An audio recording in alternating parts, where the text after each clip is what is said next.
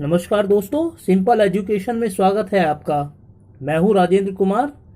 दोस्तों, आज की इस वीडियो से हम लोग शुरू कर रहे हैं सी टेट और दूसरे टेट परीक्षाओं में पूछे जाने वाले सामाजिक विज्ञान के प्रश्न पत्र के पोर्शन को।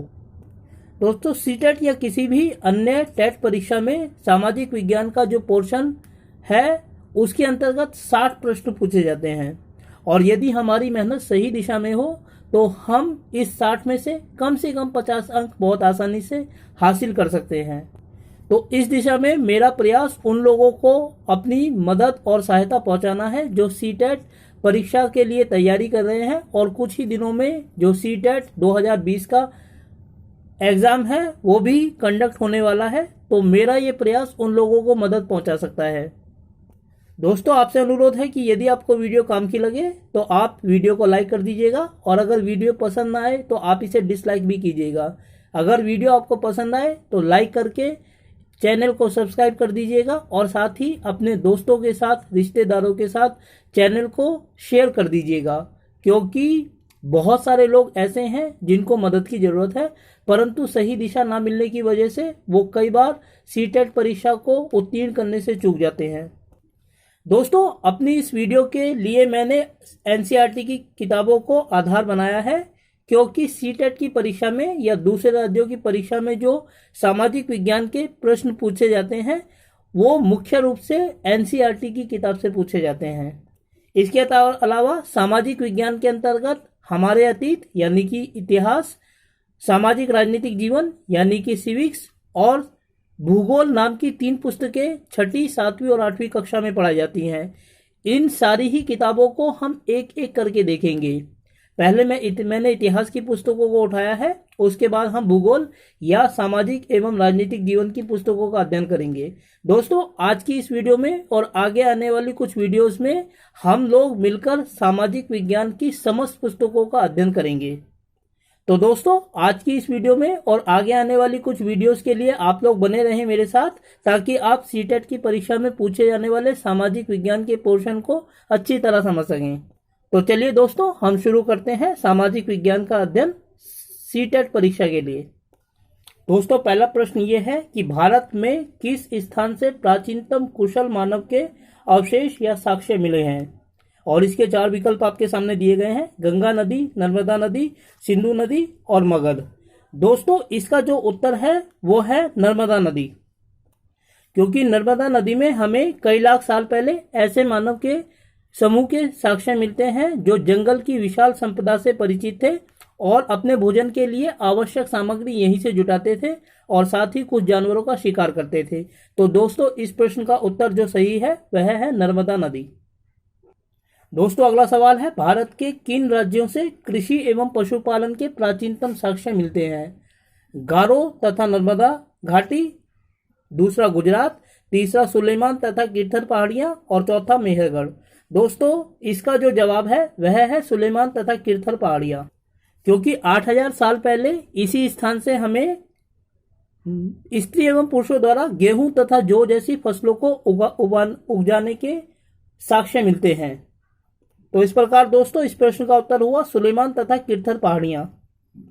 दोस्तों, अगला सवाल है कि भारत में प्राचीनतम किन अनाजों का प्रमाण हमें मिलता है? और इसके ऑप्शंस हैं गेहूं और जौ, दूसरा गेहूं तथा चावल, तीसरा मक्का तथा चना और चौथा गेहूं तथा बाजरा। दोस्तों, इसका जो जवाब है वो विकल्प ए है, गेहूं तथा जौ, क्योंकि 8000 साल पहले सुलेमान तथा किरथर पहाड़ियों में जो लोग रहते थे उन्होंने गेहूं तथा जौ को उगाना शुरू कर दिया था। तो इस प्रकार इस सवाल का जो जवाब है वह ए है, गेहूं तथा जौ। यह सवाल दोस्तों बहुत ज़्यादा महत्वपूर्ण है और अनेक बार सी टेट की परीक्षा में पूछा गया है। सवाल यह है कि गंगा नदी के किस ओर मगध राज्य का उदय हुआ? ए पूर्व, बी पश्चिम, सी उत्तर या डी दक्षिण। इसका जवाब दोस्तों है दक्षिण, क्योंकि गंगा नदी के दक्षिण में जो इलाका बसा हुआ था उस क्षेत्र पर मगध राज्य का उदय हुआ और गंगा तथा सोन नदियां मिलकर उस क्षेत्र में कृषि के लिए उपयोगी परिस्थितियों का निर्माण करती थी, जिसकी वजह से वहां अच्छी फसल का उत्पादन होता था। तो दोस्तों, इसका जो जवाब है वो दक्षिण है। यह आपको ध्यान रखना है क्योंकि अक्सर परीक्षा में पूछा जाता है। दोस्तों नेक्स्ट सवाल यह है कि प्राचीन काल में लोग प्राय एक स्थान से दूसरे स्थान पर यात्रा करते रहते थे। निम्न में से कौन सा कारण उनकी यात्रा के लिए जिम्मेदार नहीं था? और इसके विकल्प है ए व्यापार के लिए, दूसरा पानी की तलाश में, तीसरा विवाह के लिए और चौथा भोजन के लिए। दोस्तों इस सवाल का जो जवाब है वो है विवाह के लिए, क्योंकि पूरा पाषाण काल और मध्य पाषाण काल में इंसान का जीवन यायावर था। वो हमेशा एक स्थान से दूसरे स्थान पर घूमता रहता था, कई बार पानी की तलाश के लिए तो कई बार भोजन को जुटाने के लिए, और जब थोड़ा बहुत समृद्ध हुआ तो व्यापार के लिए एक स्थान से दूसरे स्थान पर जाता रहता था। लेकिन विवाह के लिए कभी भी इंसान एक जगह से दूसरी जगह नहीं जाता था, क्योंकि उसने जिन समूहों का निर्माण किया था उन समूहों के अंदर ही वैवाहिक संबंध स्थापित हो जाते थे। तो विवाह एक ऐसा कारण है जो लोगों के एक स्थान से दूसरे स्थान पर यात्रा करने के लिए जिम्मेदार नहीं था। अगला सवाल है दोस्तों कि 2500 साल पहले उत्तर पश्चिम की ओर से आने वाले ईरानियों तथा यूनानियों ने सिंधु नदी के किस ओर बसे प्रदेश को इंडिया कहा था? और इसके विकल्प हैं पूर्व में, बी पश्चिम में, सी उत्तर में या डी दक्षिण में। दोस्तों इसका जो जवाब है वह है पूर्व में, क्योंकि उत्तर पश्चिम की ओर से 2500 साल पहले जो ईरानी और यूनानी लोग आए थे वो सिंधु नदी को हिंदोस या इंडोस कहा करते थे, और सिंधु नदी को वो सिंडस कहा करते थे। इस सिंडस नदी के पूर्व में जो बसा हुआ इलाका था उस इलाके को इन लोगों ने इंडिया के नाम से पुकारा। तो इस प्रकार दोस्तों इस प्रश्न का उत्तर हुआ पूर्व। इसके बाद दोस्तों अगला क्वेश्चन ये है कि भारतीय कृति ऋग्वेद में भरत शब्द का उल्लेख किस रूप में किया गया है? और इसके विकल्प है देश के रूप में, लोगों के समूह के रूप में, नदी के रूप में या संगठन के रूप में। दोस्तों इस सवाल का जो जवाब है वह है लोगों के समूह के रूप में, क्योंकि माना जाता है कि वैदिक काल में भारत के उत्तर पश्चिम में रहने वाले लोगों के एक समूह का नाम भरत था, और इसी भरत नाम के आधार पर भारत को भारत कहा गया। लेकिन दोस्तों ऋग्वेद में इसका जो उल्लेख मिलता है वो लोगों के एक समूह के रूप में मिलता है।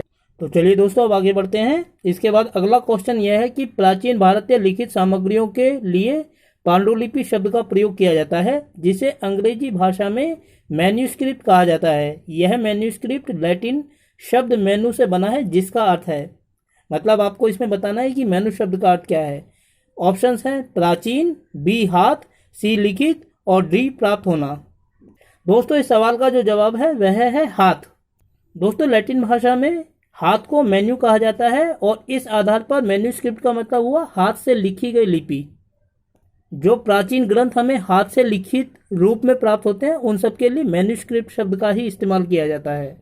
हमारा जो ऋग्वेद है वो खुद और कौटिल्य का अर्थशास्त्र दोनों ही मैन्यूस्क्रिप्ट हैं, अर्थात पांडुलिपियाँ।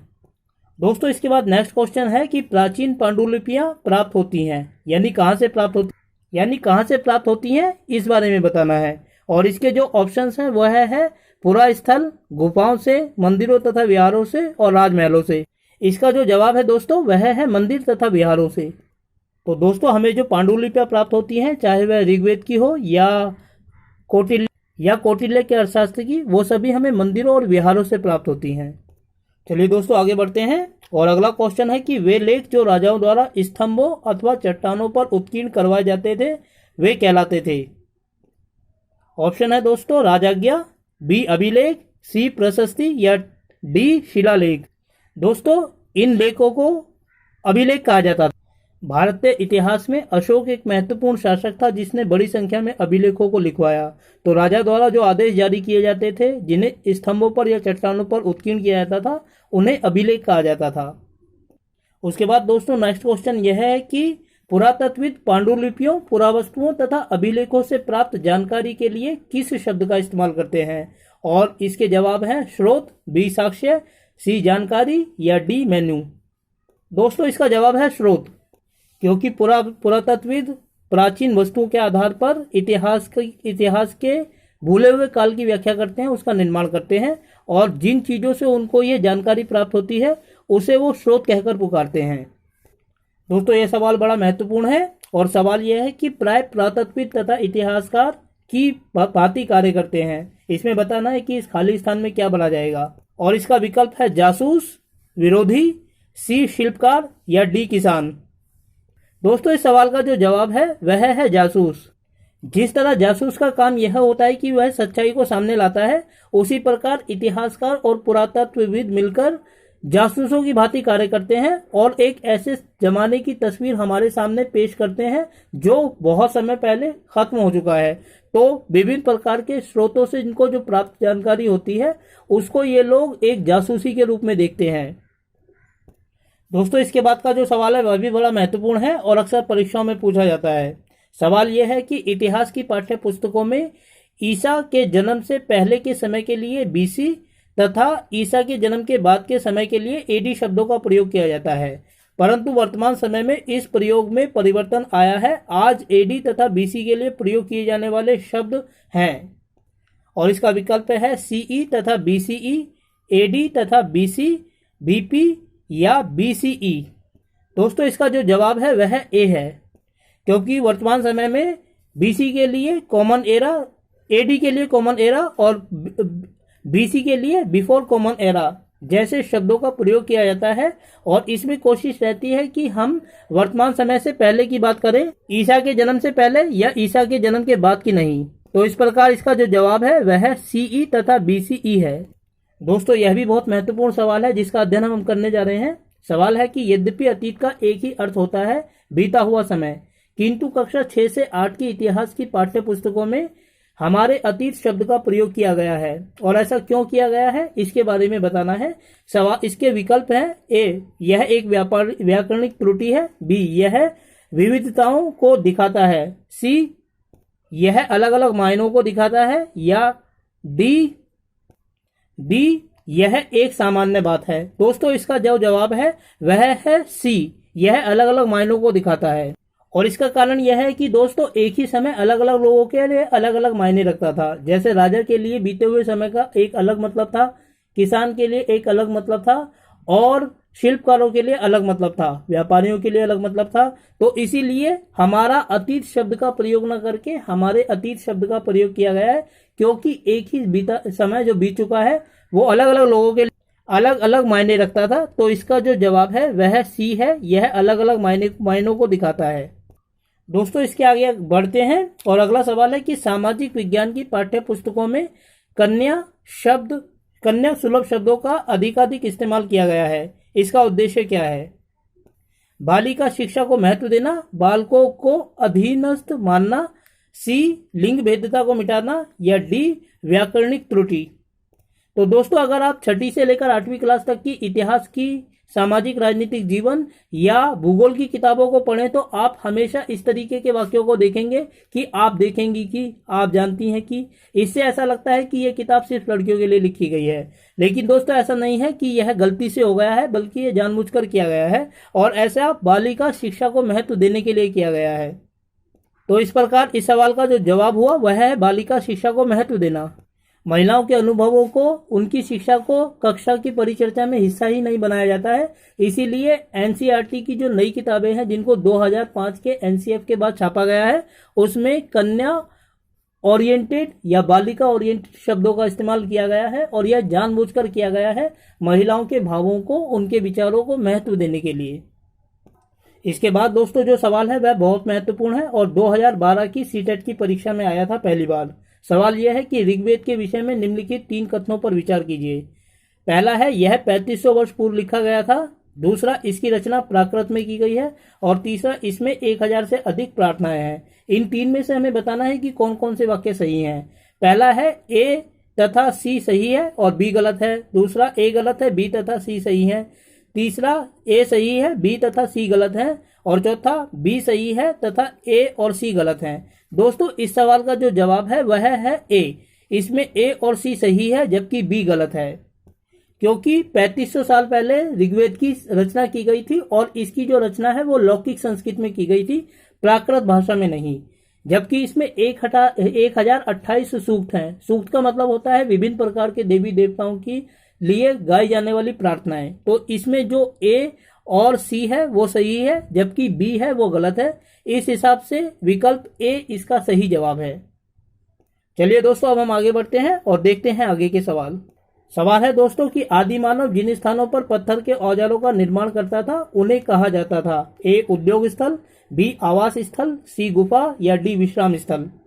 दोस्तों इस सवाल का जो जवाब है वह है उद्योग स्थल, क्योंकि आदि मानव अपने शिकार जैसी आवश्यकताओं को पूरा करने के लिए पत्थर के औजारों का निर्माण करता था, और जिन स्थानों पर आदि मानव पत्थर के औजारों का निर्माण करता था उन स्थानों को उद्योग स्थल कहा जाता था। कई बार ऐसा होता था कि वो इन स्थानों पर कुछ समय के लिए रुक भी जाता था, इसलिए ऐसे स्थानों को उद्योग और आवासीय स्थल कहा जाता था। लेकिन कई बार ऐसा भी होता था कि उद्योग स्थल अलग होता था और आवास स्थल अलग होता था, और कई बार ऐसा भी होता था कि उद्योग और आवास स्थल दोनों एक ही स्थान हो सकते थे।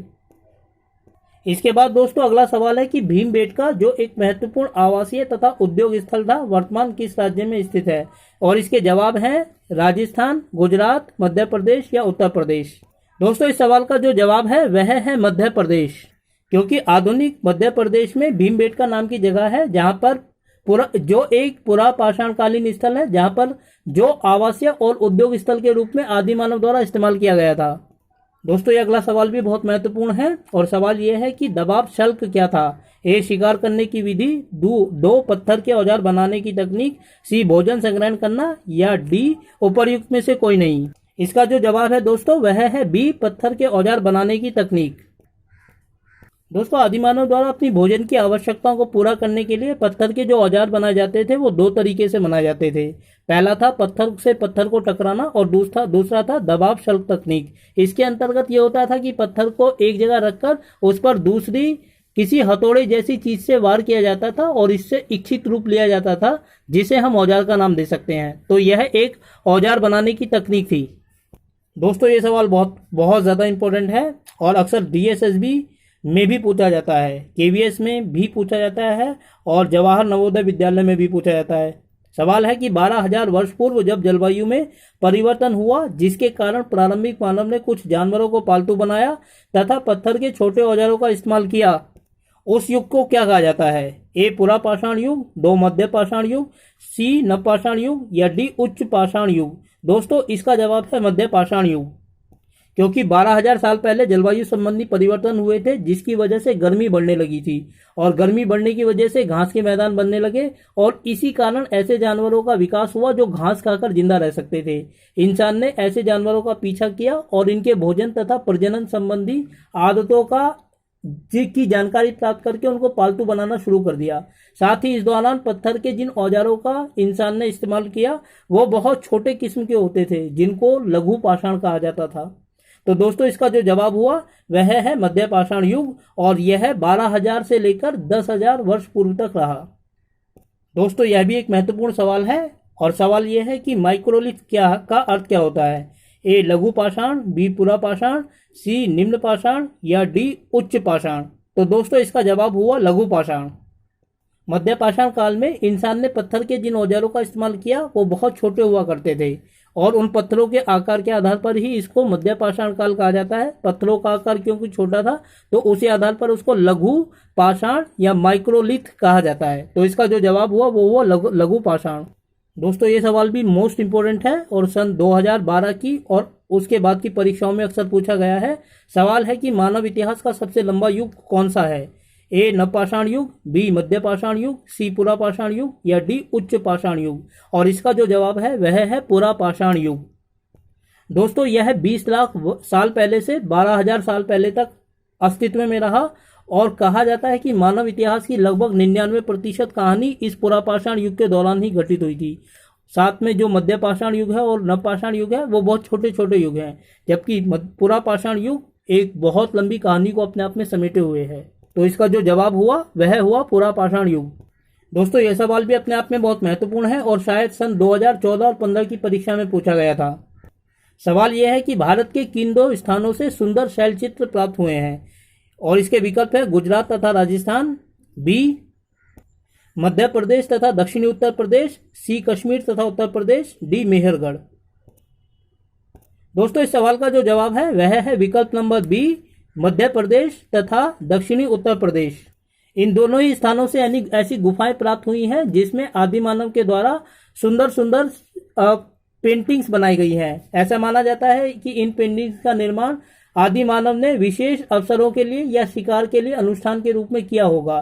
तो मध्य प्रदेश तथा दक्षिणी उत्तर प्रदेश इसके उदाहरण हैं, जहां से हमें सुंदर जो शैल चित्र है गुफा की दीवारों पर तथा छतों पर बनाए गए चित्र प्राप्त होते हैं। दोस्तों यह भी मोस्ट इंपोर्टेंट सवाल है, और सवाल यह है कि पटनेपुरा स्थल जहां से शुतुरमुर्ग के अंडों तथा उसके छिलकों पर चित्रांकन के साक्ष्य मिले हैं, वह भारत के किस वर्तमान राज्य में स्थित है? और इसके विकल्प हैं दोस्तों कश्मीर, बी गुजरात, सी महाराष्ट्र और डी मध्य प्रदेश। दोस्तों इसका जो जवाब है वह है महाराष्ट्र, सी, क्योंकि पटने एक पुरापाषाण स्थल है जहां से आदिमानव द्वारा शुतुरमुर्ग के अंडों के छिलके के उपयोग के साक्ष्य मिलते हैं। इनके ऊपर चित्रांकन किया गया है और मनके के रूप में इसको इस्तेमाल किया जाता था। इस मनके का प्रयोग स्त्री करती थी या पुरुष करते थे, यह अपने आप में एक सवाल है, परंतु यहाँ से पटने से हमें शुतुरमुर्ग के अंडों पर चित्रांकन के साक्ष्य मिलते हैं। तो दोस्तों इस सवाल का जो जवाब हुआ वह हुआ महाराष्ट्र। दोस्तों मोस्ट इंपोर्टेंट सवाल, और सवाल है कि दक्षिण भारत के किस स्थल से बड़ी मात्रा में पत्थर के औजार बनाने के साक्ष्य मिले हैं? विकल्प हैं हुंसगी, बी कुरनूल, सी ब्रह्मगिरी या डी आदि चन्नलून। दोस्तों इस सवाल का जो जवाब है वह है हुंसकी। हुंसकी दक्षिण भारत में स्थित वह स्थल है जहां बड़ी मात्रा में पत्थर के औजारों का निर्माण किया जाता था, और यहां से बड़ी मात्रा में पत्थर के औजार बनाने के साक्ष्य मिले हैं। पत्थर के औजार बनाने के उपकरण और उपकरणों से जो बचे हुए टुकड़े हैं छोटे मोटे कूड़े के रूप में जो प्राप्त हुए हैं, वो बड़ी मात्रा में हमें हुंसकी से प्राप्त होते हैं। इसीलिए हम मान सकते हैं कि हुंसकी वह स्थल है दक्षिण भारत का जहां बड़ी मात्रा में पत्थर के औजार बनाने का कार्य किया जाता था। अर्थात हम कह सकते हैं कि यह एक उद्योग स्थल था, या यहाँ पर बहुत सारे स्थल उद्योग स्थल या आवासीय स्थल रहे होंगे। उसके बाद दोस्तों अगला सवाल जो बहुत महत्वपूर्ण है वह है किस स्थान पर राख के अवशेष मिलने से आरंभिक मानव द्वारा आग की जानकारी का पता चलता है? और इसके विकल्प हैं बुर्जहोम, बी कुरनूल गुफा, सी मेहरगढ़, डी धौलावीरा। दोस्तों इसका जो जवाब है वह है कुरनूल गुफा। कुरनूल गुफा में हमें आग जलाने के साक्ष्य मिलते हैं, जिससे पता चलता है कि प्रारंभिक मानव आग जलाना सीख गया था। तो दोस्तों यह थी सीटेट के लिए सामाजिक विज्ञान की पहली वीडियो। यदि आपको वीडियो अच्छी लगी तो वीडियो को लाइक करें और चैनल को सब्सक्राइब करें, और आगे आने वाली वीडियो में दोस्तों हम सामाजिक विज्ञान की परिचर्चा को जारी रखेंगे। तब तक के लिए मेरे साथ बने रहें मेरे YouTube चैनल सिंपल एजुकेशन पर। धन्यवाद।